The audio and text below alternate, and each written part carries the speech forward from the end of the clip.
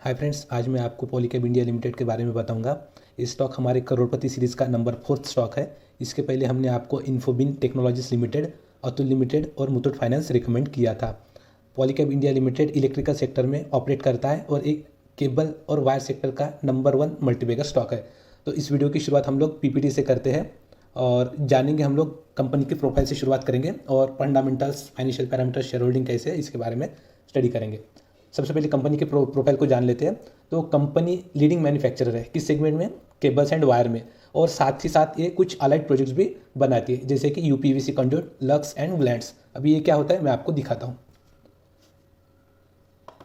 आप कर्सर से देख रहे होंगे, ये जो पाइप्स होते हैं ना, इसको यूपीवीसी पाइप्स कहा जाता है, जिसके अंदर केबल वगैरह डाले जाते हैं।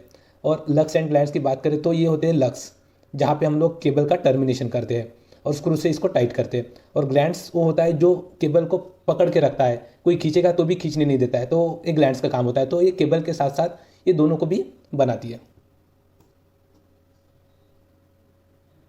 और इनका पॉलीकैब इंडिया लिमिटेड का जो मार्केट शेयर है इंडिया के अंदर वो 18% से ज़्यादा है। और इसी के साथ साथ अभी कंपनी ने नए कुछ कंज्यूमर इलेक्ट्रिकल प्रोडक्ट्स होते हैं वो भी बनाने स्टार्ट किए, जैसे कि fans, switches, switch gear, LED lights, luminaires, solar inverters और पंप्स। तो इसमें से कुछ हाउस होल्ड्स है और कुछ ये सोलर इन्वर्टर और पंप ये एग्रीकल्चर रिलेटेड भी प्रोडक्ट्स बना रही है। तो ये जो सेगमेंट है इसमें थोड़ा सा इनका जो मार्केट शेयर है वो कम है, धीरे धीरे ये बढ़ रहा है। 2015 से काफ़ी अच्छा ग्रो हुआ है। तो ये सेगमेंट में ये जितना बढ़ेगी उतना अच्छा रहेगा। क्यों? क्योंकि होम्स नए नए बनना चलते रहेंगे, तो उसके अकॉर्डिंगली फैंस की रिक्वायरमेंट, स्विचेस की रिक्वायरमेंट, स्विच गियर की रिक्वायरमेंट, एलईडी लाइट्स की रिक्वायरमेंट ये बढ़ती रहेगी। और इसमें अगर कंपनी अच्छा खासा मार्केट शेयर अगर गेन कर लेती है तो इनके रिवेन्यूज़ काफ़ी अच्छे बढ़ते रहेंगे। करंटली कंपनी के पास 25 मैन्युफैक्चरिंग फैसिलिटीज़ है, जिस एट 7 लोकेशंस। मीन्स ये हो सकता है कि एक ही स्टेट में हो या थोड़ा डिफरेंट डिफरेंट स्टेट में रहे। तो ये 7 लोकेशंस में ये वाला 25 मैन्युफैक्चरिंग फैसिलिटीज़ है। और 4 ऑफ 25 फैसिलिटी जो है ये एफएमईजी प्रोडक्ट बनाती है, मतलब ये fan, switches, switch gear, LED, luminaires, then solar inverter and pump. Company के पास 3500 डीलर्स का नेटवर्क है और साथ में इनके पास डीलर्स एंड डिस्ट्रीब्यूटर का नेटवर्क है, प्लस इनके पास 1,25,000 रिटेल आउटलेट्स है। रिटेल आउटलेट्स मतलब क्या है? जो हमें जनरली जो भी कस्टमर होते हैं उनको जो बेचने वाले होते हैं, जैसे हम कहीं पे हार्डवेयर की दुकान वगैरह बोलते हैं, तो ऐसे हार्डवेयर वगैरह की दुकानें जो बेचते हैं उनको रिटेलर्स कहा जाता है। तो इनके पास वो ऑलमोस्ट 1,25,000 है। और अगर हम लोग कंपनी के रेवेन्यू की बात करें तो फाइनेंशियल ईयर 20 में कंपनी का 84% revenue wires and cable sector से आया था और 9% जो है वो एफएमईजी से। और 2016 में ये रेशियो थोड़ा डिफरेंट था। 2016 में इनका रेवेन्यू 91.3% वायर एंड केबल से आया था और ओनली 3.8% एफएमईजी से। यानी कि एफएमईजी का इनका जो रेवेन्यू है वो बढ़ रहा है और केबल एंड वायर सेक्टर का ये थोड़ा कम हो रहा है। और एफएमईजी का जो रेवेन्यू है वो 47% सीएजीआर से ग्रो हुआ है लास्ट 5 ईयर्स में। अगर हम लोग इनके प्रोडक्ट की बात करें तो वायर्स एंड केबल्स में ये क्या क्या प्रोवाइड करते हैं? तो ये पावर केबल जो कि पावर ट्रांसमिशन के लिए काम में आता है, कंट्रोल केबल और ये इंस्ट्रूमेंटेशन केबल ये जनरली इंडस्ट्री में यूज़ किया जाता है। ऑप्टिक फाइबर केबल, ये ओएफसी जो है ये जनरली लाइट के थ्रू जब भी कम्युनिकेशन का रिक्वायरमेंट पड़ता है तब किया जाता है। ये थोड़ा कॉस्टली होता है बट जहाँ पे रिक्वायर्ड है वहाँ पे यूज़ करना ही पड़ता है, जैसे कि हमारा नेट वगैरह के लिए, तो ये ऑप्टिकल फाइबर केबल की ज़रूरत पड़ती है। सोलर केबल ये सोलर पैनल्स के लिए ज़्यादातर यूज़ होंगे। बिल्डिंग वायर्स, फ्लेक्सिबल वायर और अदर केबल ये जनरली हमारा जो भी कंस्ट्रक्शन रिलेटेड एक्टिविटी रहेगा वहाँ पे यूज़ होगा। और इनका जो एफएमईजी है उनके इसमें ये फैंस एंड अप्लाइंसेस बनाते हैं, जैसे गीज़र हो गया और हीटर हो गया, या ये वाला हो गया अपना एयर प्यूरीफायर वगैरह, तो ये प्रोडक्ट बनाती है। लाइटनिंग एंड ल्यूमिनेंस में एलईडी और डिफरेंट डिफरेंट काइंड ऑफ ये लाइट्स बनाती है। स्विच एंड स्विच गियर में जनरली स्विचेस आएंगे हमारे, और स्विच गियर में एमसीबी, एमसीसीबी, ईएलसीबी जैसे ये प्रोडक्ट बनाएगी।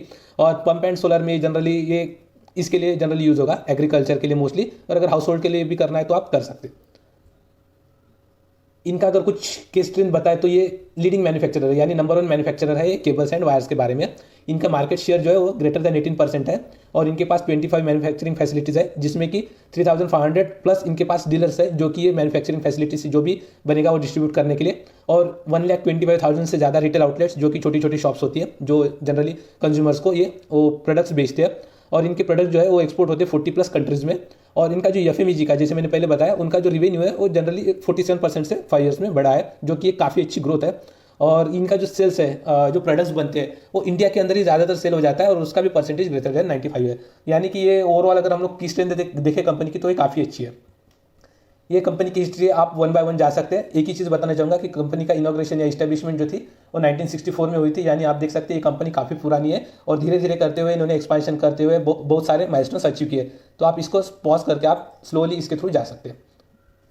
अगर मैं फंडामेंटल्स की बात करूँ तो ये मार्केट कैपिटलाइजेशन कंपनी का 21,595 करोड़ है, यानी ये एक लार्ज कैप कंपनी है। और कंपनी का पी जो है वो 26.5 है, इंडस्ट्री का पी 18.3 आता है। कहीं ना कहीं कंपनी का पी थोड़ा सा हायर वैल्यूएशन पे, लेकिन जो कि कंपनी सेक्टर लीडर है तो ये थोड़ा बहुत हायर आपको रहेगा ही, ये जनरली चीप प्राइस में नहीं मिलेगा। कंपनी का आरओई और आरओसी देखिए दोनों भी 20 के ऊपर है, यानी ये कंपनी काफ़ी अच्छी परफॉर्म कर रही है। कंपनी का फेस वैल्यू 10 है, कंपनी छोटा मोटा डिविडेंड पे करती है और इसका डिविडेंड यील्ड जो निकल के आता है 0.48 आता है। और कंपनी के ऊपर काफ़ी कम डेप्ट है और ये लास्ट कुछ क्वार्टर से कंपनी डेप्ट कम करते आ रही है और आई बिलीव 1 या 2 क्वार्टर के अंदर ये कंपनी डेप्ट फ्री भी हो जाएगी। यानी कंपनी का बैकग्राउंड काफ़ी अच्छा है, कंपनी के पास प्रोडक्ट्स काफ़ी अच्छे हैं और कंपनी डेप्ट फ्री भी होने वाली है। यानी ये एक बहुत बहुत बढ़िया एक कंपनी उभरती हुई दिखाई पड़ रही है और ऐसे कंपनी में हम लोगों को इन्वेस्टमेंट करने का डेफिनेटली सोचना चाहिए। कंपनी का 5th में का प्राइस 1440 है और कंपनी ने अभी तक स्प्लिट या बोनस नहीं दिया है। अगर आप लॉन्ग टर्म में इन्वेस्टेड रहते हैं लाइक 10 ईयर्स, 15 ईयर्स, 20 ईयर्स, तो डेफिनेटली आपको बोनस या स्प्लिट की वेट करने की जरूरत नहीं है, वो ऑटोमेटिकली आपको मिल ही जाएगा। इसलिए लॉन्ग टर्म में होल्ड करना काफ़ी ज़रूरी होता है।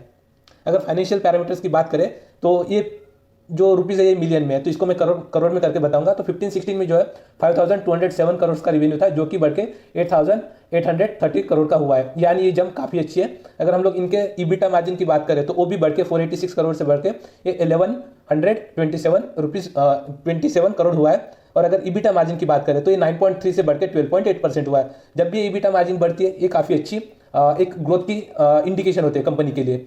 और अगर हम लोग प्रॉफिट आफ्टर टैक्स की बात करें तो ये 188 करोड़ से बढ़ के 765 करोड़ हुआ है, यानी ये ऑलमोस्ट 4 टाइम्स हुआ है 5 ईयर में profit after tax. Okay, earning per share की बात करें तो ये रुपीज़ में तो 13 रुपीज़ से बढ़ के 51 रुपीज़ हुआ है, यानी ये ग्रोथ काफ़ी अच्छी है। और आरओई की अगर बात करें तो ये जनरली जो भी इनके पास इक्विटी है उसके ऊपर ये काफ़ी अच्छा खासा रिटर्न जनरेट कर रहे हैं। और 15 से लेके आप 20 में देख सकते हैं कि ये 10.5 से 12, 15, 17, 19, यानी इसका ग्रोथ काफ़ी अच्छा रहा है। ये दिखाता है कि कंपनी ईयर बाय ईयर काफ़ी अच्छा परफॉर्म कर रही है और उसको वेल मैनेज भी कर रही है। अगर नेटवर्क की बात करें तो ये 1785 करोड़ से बढ़ के ये हुआ है 3836 करोड़।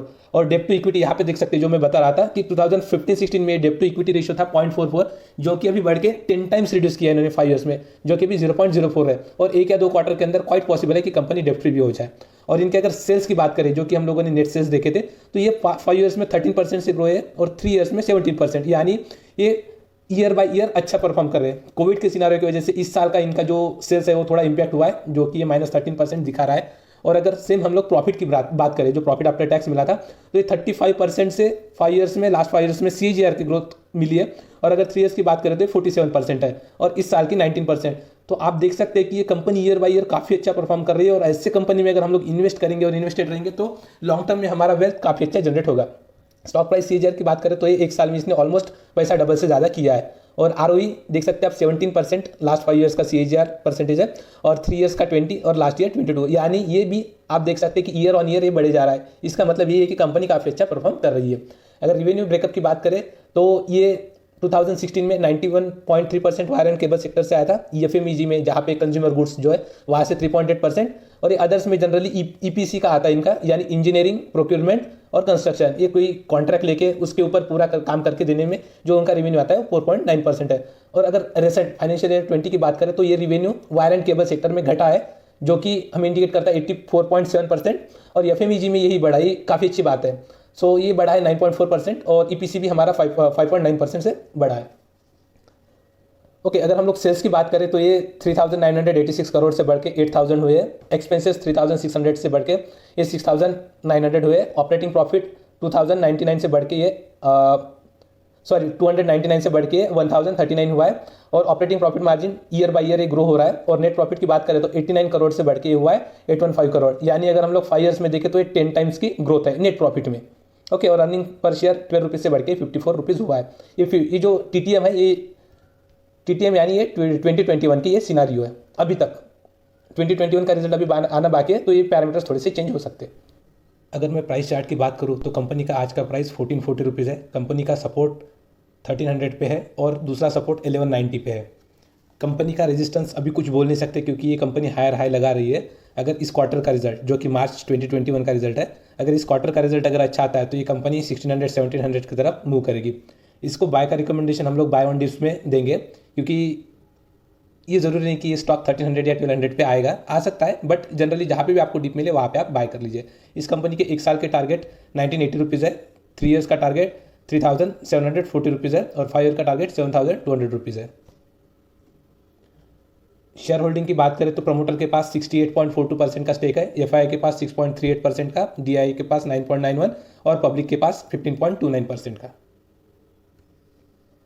अगर फ्यूचर ग्रोथ की बात करें तो इस कंपनी ने एक ईयर में 114% के रिटर्न दिए, यानी पैसा दुगने से भी ज़्यादा किया है। तो इस प्राइस से तो हम लोग हमारा फ्यूचर इन्वेस्टमेंट नहीं निकाल सकते, क्योंकि ये प्राइस बहुत ज़्यादा हो जाएगा। जनरली हम लोग 30 का CAGR 25 ईयर्स तक हम लोग कंसिस्टेंटली पकड़ते हैं। जो कंपनी कैपेबल है ये इतना रिटर्न दे सकती है, और उसके अकॉर्डिंगली हमारा जो इन्वेस्टमेंट है 20,000 का, वो कैसे ग्रो हो सकता है। तो अगर आप 30 की CAGR से अगर आप 20,000 इन्वेस्ट करते हैं और इसका रिजल्ट अगर आप 25 ईयर्स बाद देखते हैं, तो आपका फ्यूचर वैल्यू रहेगा 1,41 लाख। इसलिए हमने इस स्टॉक को इंक्लूड किया है करोड़पति सीरीज में। आई होप आप इस स्टॉक में इन्वेस्ट करेंगे और आप इसमें इन्वेस्टेड रहेंगे। Thanks for watching the video. Please like, share and subscribe.